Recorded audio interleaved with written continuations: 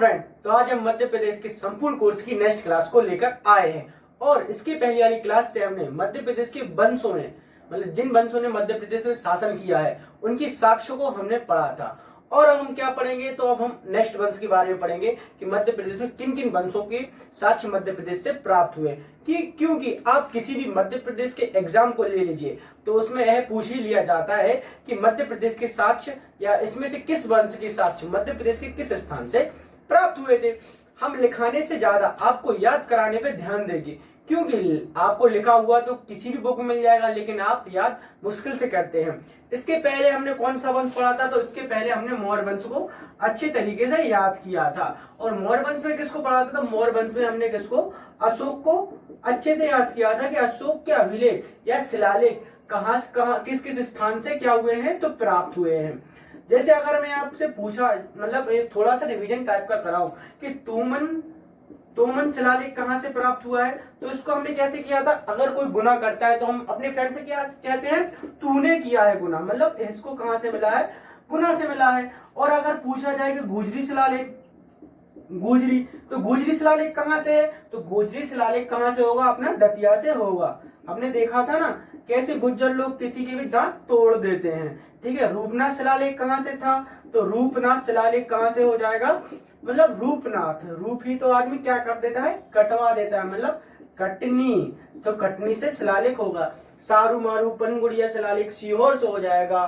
ठीक है, गरसाबाद कहाँ से हो जाएगा, तो गरसाबाद अपने कहाँ से हो जाएगा, खरगोन महेश्वर से हो जाएगा। और आज हम कौन कौन से वंश पढ़ेंगे, तो आज हम सबसे पहले शुंग वंश, कांड वंश, सातवाहन वंश और कुषाण वंश भी पढ़ेंगे। और मैं आपको लिखाने से ज्यादा, सबसे बता दूं कि लिखाने से ज्यादा मैं आपको याद कराने पे ध्यान दूंगा, क्योंकि आपको लिखा हुआ तो सभी बुक में मिलेगा ही। सबसे पहले वंश हम देखते हैं कौन सा, अपना शुंग वंश। शुंग वंश, देखो शुंग वंश के बारे में आपको पता ही होगा कि इसके संस्थापक कौन हो जाएंगे, तो इसके संस्थापक हो जाएंगे अपने पुष्यमित्र शुंग। मेरी एक वंश वाली क्लास है कि मैंने उसमें सभी वंशों को याद कराया हुआ है कि उसके वंश के संस्थापक कौन होंगे, लेकिन मैं आपको यहां भी याद कराऊंगा। ठीक है ना। सबसे पहले अपन ने इसके क्या देखे, संस्थापक देखे। संस्थापक कौन हो जाएंगे, पुष्यमित्र शुंग, पुष्यमित्र शुंग। अच्छा, इनने किसकी हत्या की थी, तो इसने जो मौर्य वंश के भृतरथ थे ना उसकी हत्या करके शुंग वंश की नींव रखी थी। अब इसको कैसे याद किया, हमने देखा था शुंग वंश। शुंग मतलब क्या होता है, देखो जैसे हमने एक देखा पुष्प देखा, और आपका कोई अच्छा सा दोस्त है, क्या है, कोई अच्छा सा दोस्त है। ठीक है, लाल पेन है, आपको दिखाई तो कम देगा, तो अच्छा सा दोस्त है और हमने उसको क्या दिया, हमने उसको पुष्प दिया। तो जब आपके प्रिय मित्र को पुष्प देंगे तो सबसे पहले खुद सूंघ के दोगे कि नहीं दोगे, क्या उसकी सुगंध कैसी है, तो हमने दोस्त को क्या दिया था, अपने पुष्प दिया था। और पुष्प कैसे दिया था, सूंघ के दिया था ना, सूंघ के दिया था। तो पुष्यमित्र शुंग ने ही किस वंश की नींव रखी थी, शुंग वंश की नींव रखी थी। तो ऐसे हमने इसको याद किया। अब देखते हैं शुंग वंश के बारे में कुछ महत्वपूर्ण पॉइंट। देखो सबसे पहले तो शुंग वंश के संस्थापक कौन हो जाएंगे, पुष्यमित्र शुंग हो जाएंगे। इसके बाद एक और पॉइंट होता है कि सबसे पहला ब्राह्मण वंश, प्रथम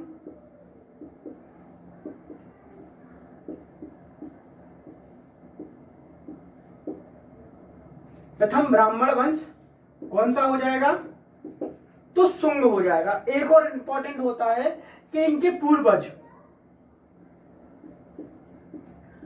पूर्वज कहां से आए थे, तो इनके पूर्वज उज्जैन से आए थे। कहां से आए थे, तो अगर आपसे पूछा जाता है शुंग वंश के संस्थापक कौन थे, तो पुष्यमित्र शुंग हो जाएंगे। अगर इससे पूछा जाए प्रथम ब्राह्मण वंश, भारत में ही ले लो, अगर प्रथम ब्राह्मण वंश कहाँ का, मतलब कौन सा था, तो अपना हो जाएगा शुंग वंश हो जाएगा। और अगर पूछा जाए शुंग वंश के संस्थापक कहां से आए थे या शुंग वंश के पूर्वज कहां से आए थे, तो उज्जैन से आए थे। इसको देखो हम ऐसे भी याद कर लेते हैं, उज्जैन। और उज्जैन किसकी नगरी है, तो महाकाल की नगरी है। और महाकाल में आप सभी को पता होगा ब्राह्मणों की क्या अपार संख्या है, तो हमने वहीं से लिया ब्राह्मणों की अपार संख्या है। तो भाई ब्राह्मण वंश है तो कहाँ से आएगा, उज्जैन से तो आएगा ना, तो उज्जैन से हो जाएगा। इनकी राजधानी कौन सी हो जाएगी, तो विदिशा की बहुत से वंशों की राजधानी विदिशा ही थी। अब आते हैं हम पुष्यमित्र शुंग के बारे में पढ़ते हैं। शुंग वंश में हमने संस्थापक देखा, पहला ब्राह्मण वंश देखा और शुंग वंश के पूर्वज कहां से आए थे इसको देखा।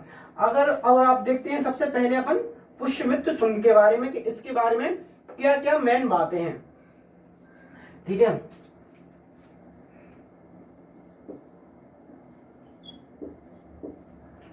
पुष्यमित्र,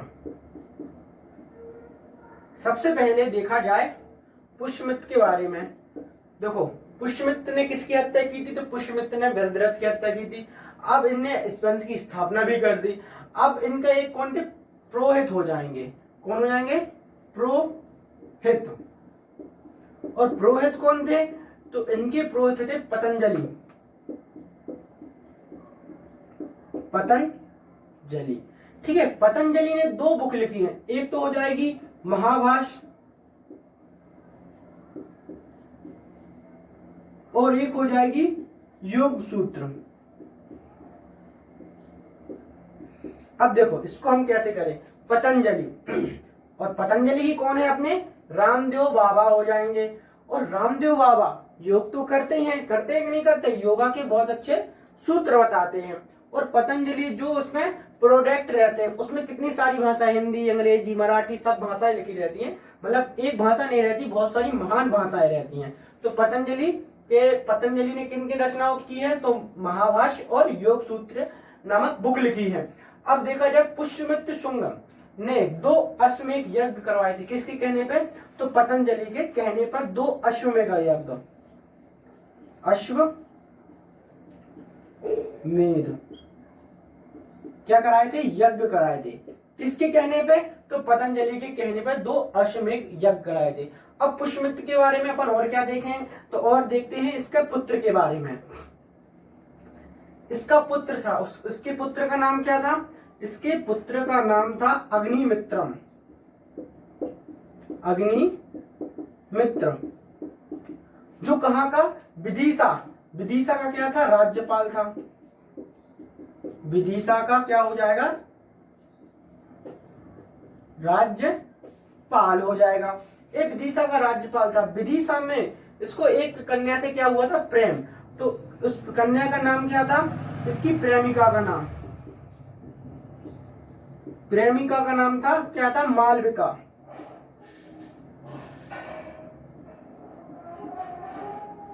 मालविका। अब देखो अग्निमित्र और मालविका की प्रेम संबंध की जानकारी किसने, कालिदास जी ने, अपने किसने, कालिदास जी ने। कालिदास जी ने कौन सा इनका मतलब ग्रंथ हो जाएगा, मालविका अग्निमित्रम। मालविका अग्निमित्रम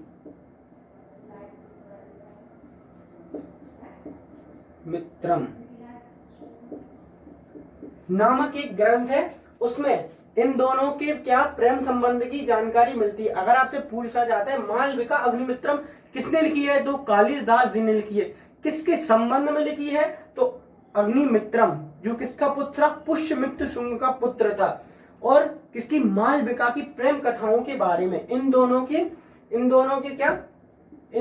के प्रेम के बारे में यह बुक लिखी है। और इस बुक में इन दोनों की जानकारी मिलती है। तो हमने क्या देखा, पुष्यमित्र शुंग के पुत्र का नाम क्या था, तो अग्निमित्रम था। और वो कहाँ का, विदिशा का राज्यपाल हो जाएगा। अब उसकी प्रेमिका का नाम क्या था, तो उसकी प्रेमिका का नाम था मालविका। और इन दोनों की प्रेम की जानकारी कालिदास के ग्रंथ जो मालविका अग्निमित्रम है उसमें मिलती है। अब देखते हैं पुष्यमित्र शुंग के बारे में। और तो पुष्यमित्र शुंग के बारे में अब देखते हैं हम, जो सांची का तोरण है, सांची का तोरण। अब सांची का तोरण क्या होता है, सांची का तोरण, सांची का तोरण का निर्माण किसने कराया था, तो पुष्यमित्र शुंग ने ही सांची के तोरण का निर्माण कराया था। और देखते हैं एक था बृहदस्तूप, बृहदस्तूप जो अपने कहां पे है, तो जो अपना हो जाएगा सतना जिले के उनचेहरा में। इसका निर्माण भी किसने कराया था, तो पुष्यमित्र शुंग ने कराया था। अब इसकी खोज 1873 में कौन से किसने की थी, कनिंघम ने 1873 में उनचेहरा में है जो बृहदस्तूप, उसकी निर्माण किसने कराया था, तो पुष्यमित्र ने कराया था। खोज किसने की थी, तो 1873 में कनिंघम ने की थी। अब आते हैं पुष्यमित्र शुंग के अगले शासक के बारे में, जो 8वां शासक था। कौन हो जाएगा, 8वां शासक हो जाएगा, जिसे काशीपुत्र कहा जाता है। 8वां शासक कौन हो जाएगा, तो 8वां पुत्र काशीपुत्र के नाम से जाना जाता है। उसका नाम क्या हो जाएगा, तो उनका नाम हो जाएगा अपना भागभद्र।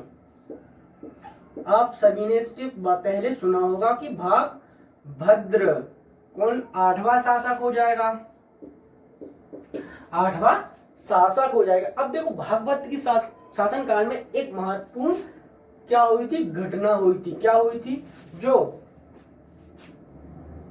यूनानी यवन शासक था कौन, एंट्रीआकिल्डस।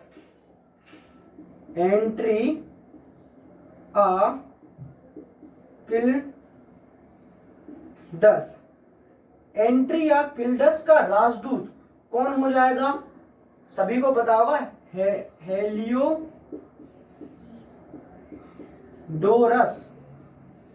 अब हेलियोडोरस ने क्या कराया था, तो हेलियोडोरस ने विदिशा में एक क्या कराया था, विदिशा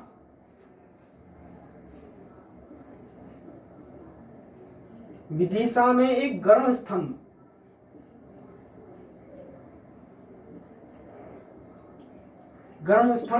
का निर्माण करवाया था, जो अपने किसके, विष्णु भगवान से संबंधित हो जाएगा। अब देखो मैं आपको याद कराता हूं कैसे कैसे।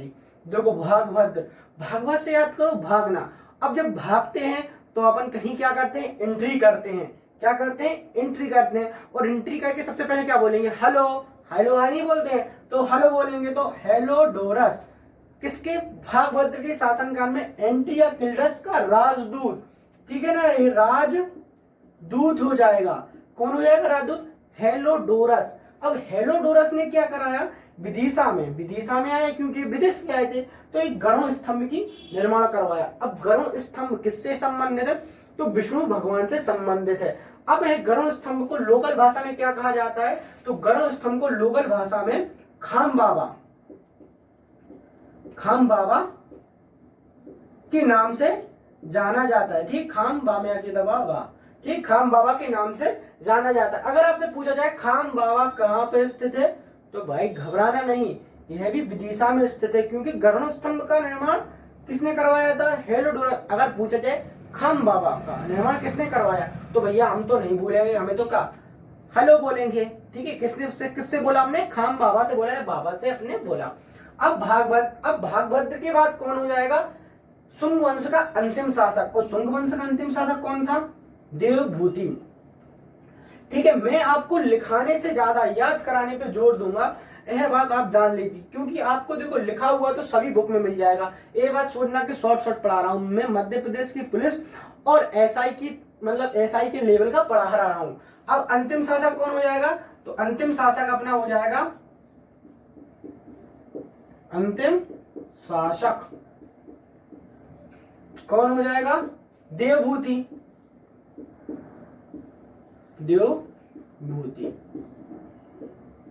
अब देखो देवभूति के भूत किसने उतारे, तो देवभूति के भूत वासुदेव ने उतारे। मतलब इससे क्या निकलता है कि देवभूति की हत्या किसने की थी, वासुदेव ने की थी। और वासुदेव ने किस वंश की स्थापना की, तो वासुदेव ने फिर कांड वंश की स्थापना की। ठीक है ना, किस वंश की स्थापना की, कांड वंश की स्थापना की। देखो सबसे पहले कौन है, शुंग, शुंग के बाद कांड, और कांड के बाद सातवाहन वंश आता है। ठीक है ना, ये तीनों वंश क्या करते हैं, सीरियल वाइज चलते हैं, सीरियल वाइज चलते हैं। तो क्या हुआ, अंतिम शासक कौन हो जाएगा, शुंग वंश का देवभूति। और ऐसे भी याद कर सकते, देवभूति को हमने क्या चढ़ाया, शुंग के फूल चढ़ाया, तो अंत में ही तो चढ़ाते हैं ना फूल, तो अपन ने देवभूति को फूल चढ़ाया। और देवभूति के भूत किसने उतारे, वासुदेव ने उतारे। और वासुदेव ने किस वंश की स्थापना की, तो कांड वंश की स्थापना की। अब आते हैं हम दूसरा ब्राह्मण वंश। यह बहुत इंपॉर्टेंट पॉइंट कि दूसरा ब्राह्मण वंश कौन सा होता है, तो दूसरा ब्राह्मण वंश कांड वंश हो जाएगा। ठीक है, आपको बुक में नहीं दिया गया होगा, लेकिन तो भी मैं आपको बता रहा हूं, कांड वंश। इसके संस्थापक कौन हो जाएंगे, तो इसके संस्थापक हमने अभी देखा कौन थे, कौन हो जाएंगे इसके संस्थापक, वासुदेव मेरे भाई, वासुदेव।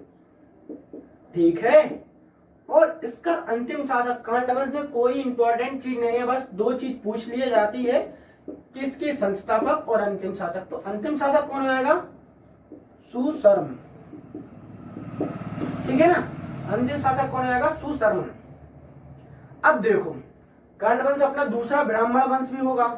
ठीक है, ये भी याद रखना, दूसरा ब्राह्मण वंश। अब पहला ब्राह्मण वंश कौन था, तो पहला ब्राह्मण कौन सा हुआ, याद है यार, अरे शुंग वंश है अपना। दूसरा कौन सा हो जाएगा, कंड वंश हो जाएगा। और अगर पूछा जाए शुंग वंश के पूर्वज कहां से आए थे, तो सबसे ज्यादा ब्राह्मण कहां पे होते हैं, तो मध्य प्रदेश में अपने उज्जैन में हो जाएंगे, तो दूसरा ब्राह्मण वंश भी वहीं पे आएगा। नॉर्मल सी बात है, याद करने कुछ ज्यादा कठिन नहीं होता है, बस याद करने के लिए कुछ हमें लिंक चाहिए पड़ती है, और वो लिंक मैं आपको प्रोवाइड कराऊंगा कि कैसे कैसे पढ़ते हैं।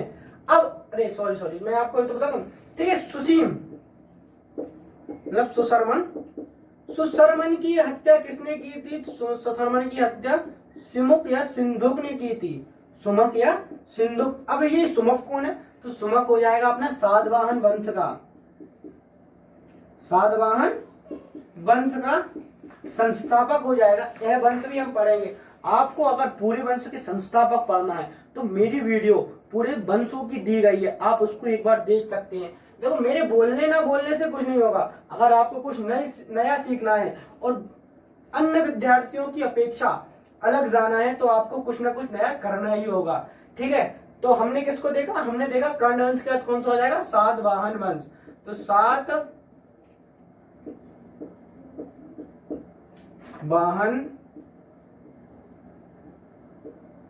वंश। अब सातवाहन वंश के आपने देखा होगा, मध्य प्रदेश हिस्ट्री में आपने बहुत सारा पढ़ा होगा सातवाहन वंश के बारे में। तो मध्य प्रदेश में भी कुछ इसका क्या है, क्षेत्र है। सबसे पहले देखा इसके संस्थापक के बारे में, तो इसके संस्थापक कौन हो जाएंगे, अभी आपने देखा क्या, सुमक। अब देखो इसको याद कैसे किया जाए। अब देखो, सातवाहन, जब ये आपकी जॉब लग जाएगी, क्या लग जाएगी, आपकी नौकरी लग जाएगी, और नौकरी लगने के पास आपके पास क्या हो जाएंगे, 7 वाहन हो जाएंगे। भैया ये तो मेरी 2-4 व्हीलर हो गई, ठीक है, तो आपके पास 7 वाहन हो जाएंगे। तो आपके जो मोहल्ले वाले रहेंगे वो आपका क्या करेंगे, सी मुख, मतलब क्या होता है, मुख मतलब होगा मुख, और सी मतलब क्या होता है, देखना। तो आपका क्या देखेंगे, सी मुख, मतलब जब 7 वाहन होंगे तो आपका सब जो मोहल्ले वाले क्या देखेंगे, सी देखेंगे यार, सी मुख देखेंगे, मतलब सी मतलब देखना होता है, और मुख वक्त तो मुख हो गया, तो इसका सिमुख हो गया।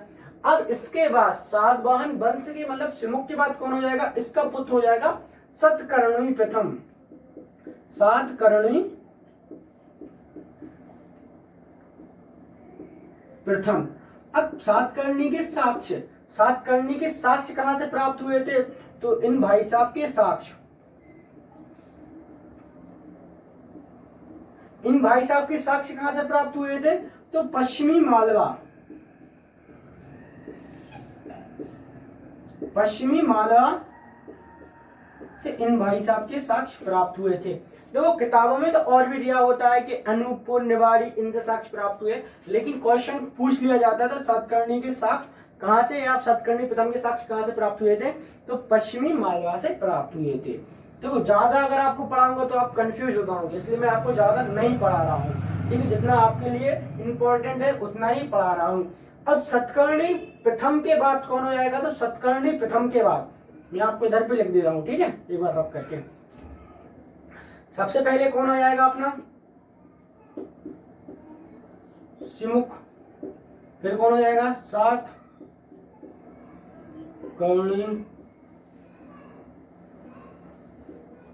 प्रथम, फिर हो जाएगा गोमती पुत्र, गौतमी पुत्र,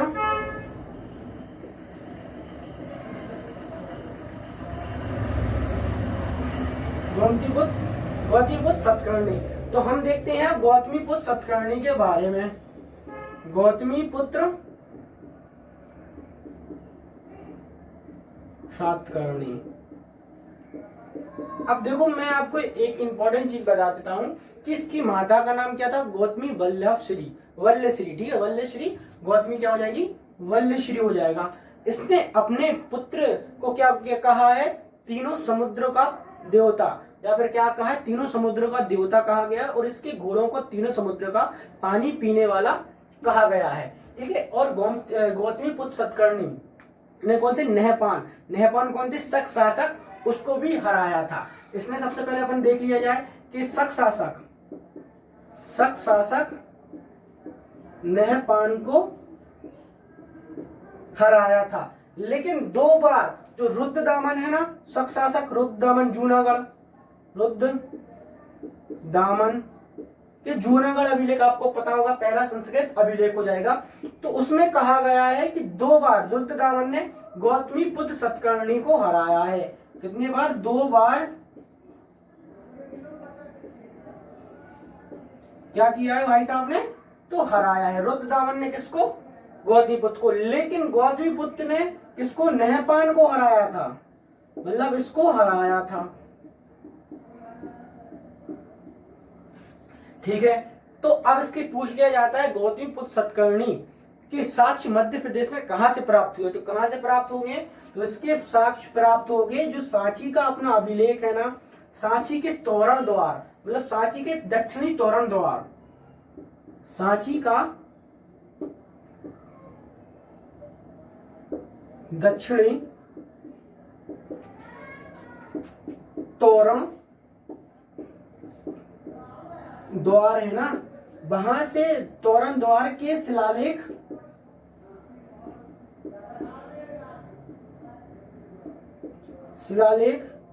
में इसका क्या है, इसका मतलब इसका जिक्र किया गया है, इसका नाम मिलता है, में नाम प्राप्त है।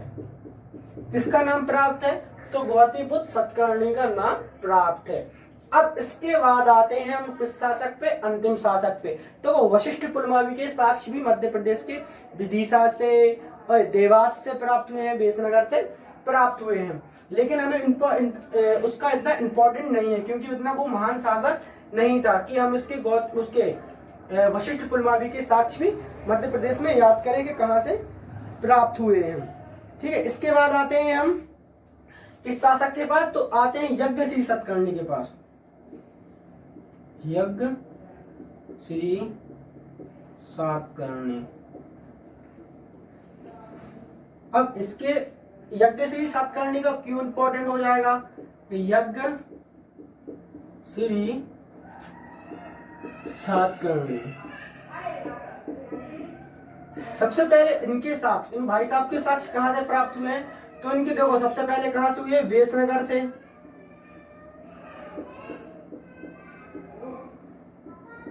देवास से, और तेवर या फिर अपना कौन सा हो जाएगा, जबलपुर से प्राप्त हुए हैं। इसके पहले भी मतलब 2 शासक, मतलब गौतमी पुत्र सतकर्णी के बाद भी 2 शासक वशिष्ठ पुलमावी और हाल नामक शासक प्राप्त हुए थे, ठीक है, मतलब शासन किया था। लेकिन हम इन्हीं को देखते हैं यज्ञ श्री सतकर्णी के बारे में कि यज्ञ श्री सतकर्णी का वंश कहां से प्राप्त हुआ था। तो यज्ञ श्री सतकर्णी के साक्ष्य कहां से प्राप्त हुए, वेशनगर, देवास और तेवर से प्राप्त हुए। यज्ञश्री सतकर्णी को का यात्राओं को बहुत मतलब यात्राओं का क्या बहुत शौक था, और अब जो उसने अपने सिक्के हैं ना, उस सिक्कों पे जहाँ तक जहाज और जहाज का क्या किया था, चित्रांकन कराया गया था। जब वो हम उसको भारत की हिस्ट्री याद करेंगे ना, तो उसको हम उसको याद कर लेंगे। अब सातवाहन वंश के बारे में हम कुछ इंपॉर्टेंट पॉइंट याद कर लेते हैं। जैसे सातवाहन वंश ने किसके सिक्के चलाए थे, तो सातवाहन वंश ने शीशे के, ठीक है ना। और शीशा कहाँ से मंगवाते थे, तो शीशा ये कहाँ से, रोम से मंगवाते थे। शीशा का निर्यात कहाँ से, रोम से किया जाता था, ठीक है। शीशा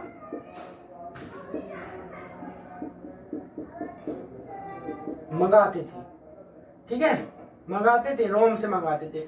अब जो शीशा के जो मतलब सिक्के हैं, शीशे के सिक्के कहां से प्राप्त हुए, मध्य प्रदेश के।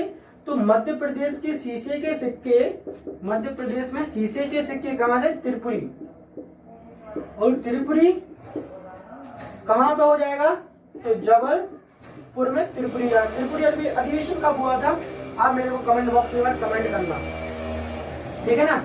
तो अपना त्रिपुरी हो जाएगा, तो अंतिम शासक हो जाएगा। अब सातवाहन वंश के बाद एक और वंश पढ़ेंगे, उस वंश का नाम क्या हो जाएगा, यवन। यवन, क्योंकि यवन में दो चीज इंपॉर्टेंट होती है कि उनके सिक्के कहां से प्राप्त हुए, कौन से, यवन या यून। यवन, तो यवन शासकों में सबसे मतलब महाप्रतापी शासक कौन हो जाएगा, मिनांडर। कौन हो जाएगा, मिनांडर। अब देखो मिनांडर को एक अपने पुष्यमित्र शुंग भाई साहब है ना, उसने हराया था। तो आप लिख लेना, पुष्यमित्र शुंग नामक भाई साहब नहीं, तो शुंग वंश के संस्थापक है ना उसने, तो मिनांडर को हराया था। अब मिनांडर के सिक्के कहां से प्राप्त हुए थे, तो मिनांडर के सिक्के कहां से प्राप्त हुए, तो बालाघाट से। अब देखो एक और मैं इसको कैसे याद करा। अगर देखो आपने बाला वाला वाला गाना सुना होगा ना अक्षय कुमार का, जब बाला वाला गाना सुनते हो तो आपका मन कैसा होता है, डरने लगता है। टकला तो वो है, तो कैसे लगता है, मिनांडर। मेरा मन कब डरेगा, जब मैं बाला वाला वाला गाना सुनूंगा। और बालाघाट की सीमा कितने राज्यों से लगती है पता है, तो अपना छत्तीसगढ़ और कहां से हो जाएगी, महाराष्ट्र से। अब महाराष्ट्र कितने जिलों की सीमा लगती है, मध्य प्रदेश के। तो हमने कैसे याद किया, नो भैया मेरे को महाराष्ट्र नहीं जाना है। और छत्तीसगढ़ अपना क्या था, 7 था, तो 7 जिलों से सीमाएं लगती है। हम थोड़ा रिवीजन पहले के उसका करते जाएंगे। अब देखो यवन मतलब यवन वंश में किसने किया है, तो मिनांडर ने शासन किया है। जब भी तो उसके सिक्के कहां से प्राप्त हुए, बालाघाट से प्राप्त हुए हैं। और यवन शासकों ने सबसे पहले सोने के सिक्के भारत में चलाए थे। केवल सोने के सिक्के चलाए थे, मतलब शुद्ध सोने के सिक्के नहीं। अगर आपको देखो सोने के सिक्के पूछा जाए तो सोने के सिक्के इन्हीं ने चलाए थे, ठीक है। क्या कराए थे, सोने के सिक्के प्रारंभ। लेकिन शुद्ध सोने के सिक्के पूछा जाए तो किसने कराए थे, तो कुषाण ने। सर्वाधिक सोने के सिक्के गुप्त काल में हुए थे, जब तो उसको स्वर्ण काल कहा जाता है। तो हाँ, अपने मिनांडर हो जाएगा इसके सिक्के। अब एक और इंपॉर्टेंट पॉइंट है, यवन शासक के समय ही क्या कहते हैं, यवन शासकों के समय ही एक वंश और चल रहा था, रोमन। क्योंकि देखो रोमन वंश हो जाएगा, तो रोमन साम्राज्य या रोमन शासकों के सिक्के, रोमन शासक के सिक्के मध्य प्रदेश में कहां से प्राप्त हुए हैं, तो इनके सिक्के प्राप्त हुए हैं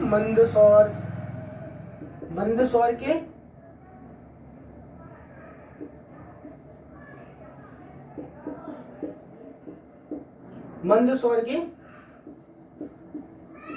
आवारा ग्राम या फिर स्थल हो जाएगा, ग्राम ना मतलब होने दो आप लोग कंफ्यूज आओ।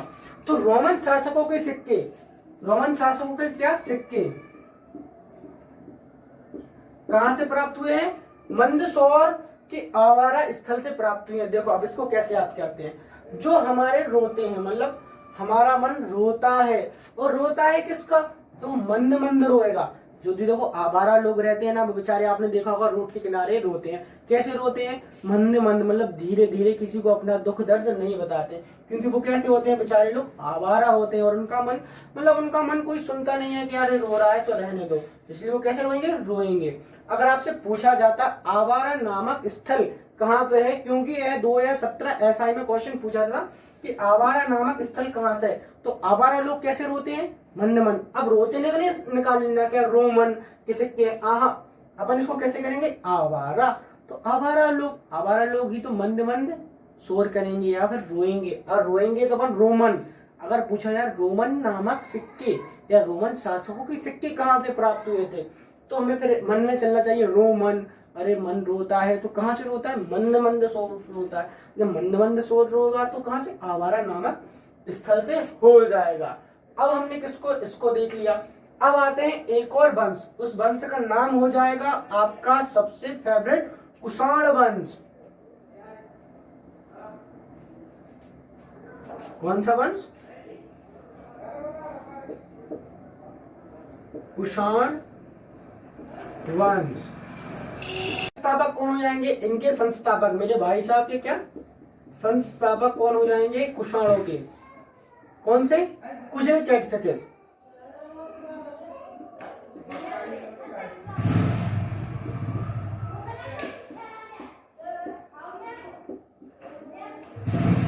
कुजिल कैटफिशेस। अब देखो इन संस्थापक को कैसे याद किया जाए, तो इसके संस्थापक देखो कुषाण। तो कुषाण का अर्थ क्या होता है, पत्थर। अब आपने देखा होगा कैसी छोटी छोटी बिल्लियां, मतलब कैट, कैसी क्या करती, कैट क्या होती है, बिल्लियां। अब छोटी छोटी जो बिल्ली रहती हैं वो क्या करती हैं, कुषाण मतलब पत्थर पे फिसलती हैं। कैसे फिसलती हैं, आया कुछ समझ में, नहीं आया। देखो कुषाण, कुषाण का अर्थ क्या होता है, तो कुषाण का अर्थ भैया हमारा क्या होता है, पत्थर होता है। और आपने देखा होगा छोटी छोटी बिल्लियां को हमने उस पर कैट फिशेस करवा दिया, मतलब फिसलना, उन बिल्लियां को हमने फिसलवा दिया। अगर आपको कुषाण वंश का पूछा जाए तो आपको याद होना चाहिए। अब देखो इसका हो जाएगा, अपने कुषाण वंश के संस्थापक कौन हो जाएंगे, तो कुजिल कैटफिशेस हो जाएंगे। ठीक है, कुजिल कैटफिशेस कुषाण वंश के संस्थापक हो जाएंगे।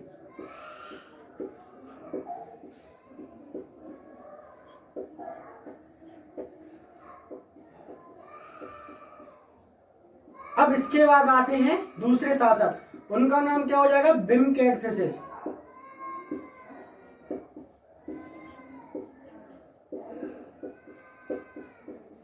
अब बिम कैटफिशेस भाई क्यों इंपॉर्टेंट है, क्योंकि देखो बिम कैट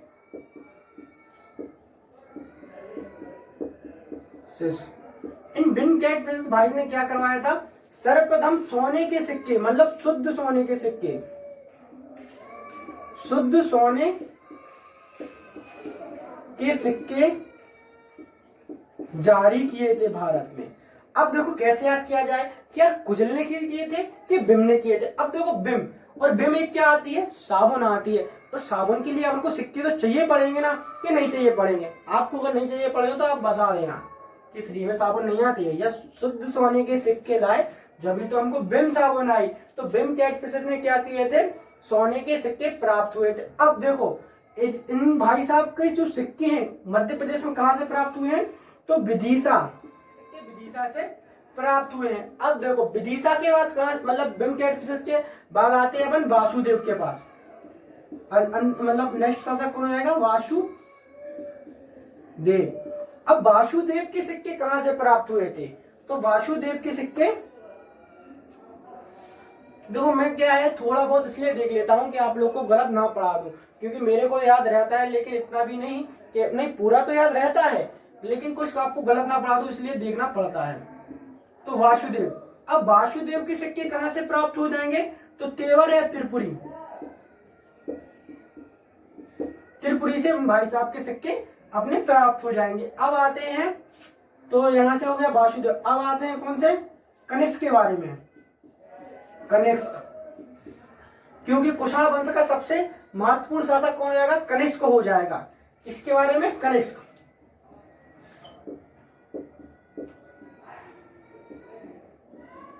अब देखो कनिष्क के समय ही कौन सी चौथी बौद्ध संगीति हुई थी कि नहीं हुई थी? इसको हमने देखो आपको पढ़ा होगा कैसा, का बा का मतलब कुंडलवन, वासुमित्र और कनिष्ठ कौन हो जाएगा? जे संरक्षण हो जाएंगे, जे अपने अध्यक्ष हो जाएंगे और कुंडलवन विराम हो जाएगा।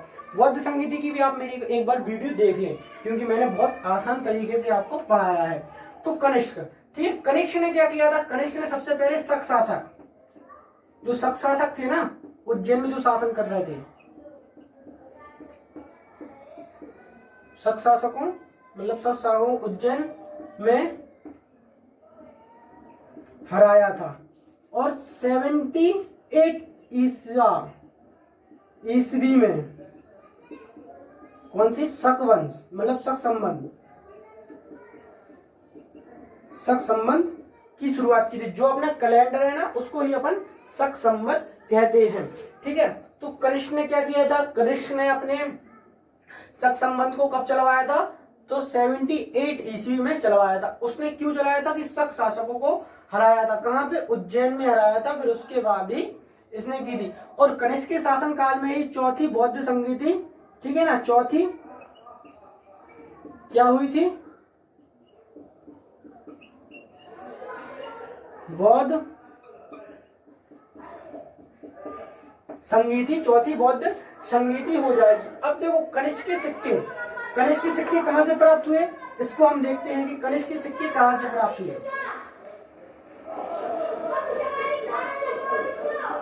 कनिष्क के सिक्के प्राप्त हुए थे शहडोल से।